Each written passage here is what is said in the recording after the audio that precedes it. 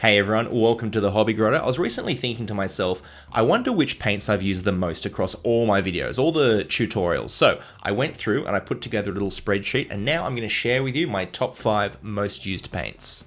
Also, I should mention, I'm not going to include black, white, or washes like Nuln Oil in here because otherwise they'd just be the top 3 results, and that'd probably be a little bit boring.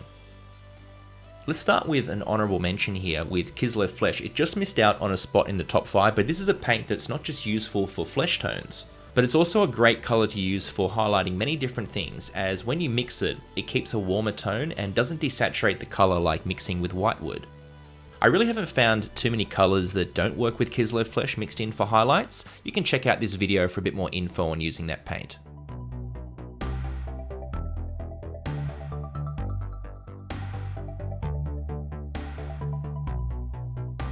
I was actually surprised to see Eero Yellow here. It's not a colour that I thought I used a lot, but it did appear in 14 videos on the channel, not just in yellow colour schemes, but also as a utility colour for eyes, lights, and other details. My favourite way to use this colour is to build up from a light brown through to Avalon Sunset, and finally add highlight layers with Eero Yellow. This creates a nice full colour and also makes it easier to work over a black undercoat.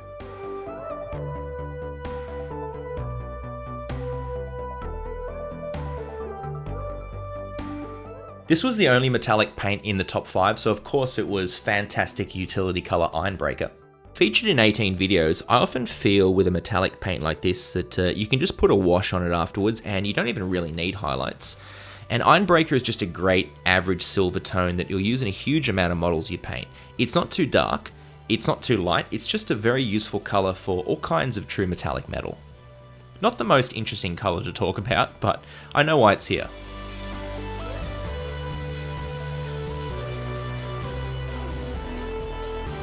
The final 3 were all just separated by 1 in the scoring, so it was very close, but in 3rd place we have Ushabti Bone. And you know my focus on undead here on the channel has certainly influenced this, but man, what a useful colour. And I know because I go through so many pots of this stuff. A favourite not just for bones, but also robes, parchments, and a whole range of other things, bone is a colour that works really well over a brown base, but can also be mixed in with many colours for highlights, or as a base itself when you're painting things like white. Just so useful.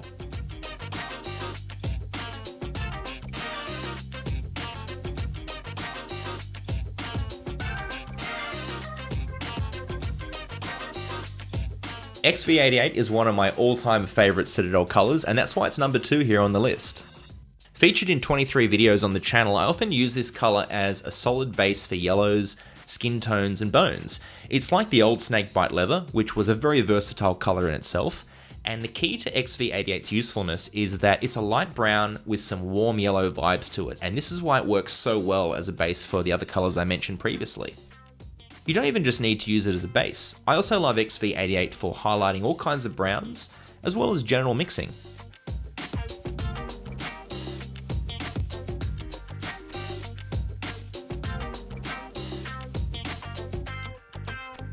And now my most used paint. I go through some serious pots of this stuff, so I'm not surprised that I saw it featured in 24 videos on the channel. We're talking about Rhinox Hide. Is this GW's best paint? Well, that may be debatable, but it's certainly up there. Amazing coverage and perfect tone make Rhinox Hide a real winner, and dark brown is an incredibly useful colour overall. I don't have a whole lot more to say about this one, just get this paint, you will be using it a lot. And that's my top 5 most used paints. Thanks for watching everyone. Why don't you check out some of these other videos, and we'll see you next time on the Hobby Grotto.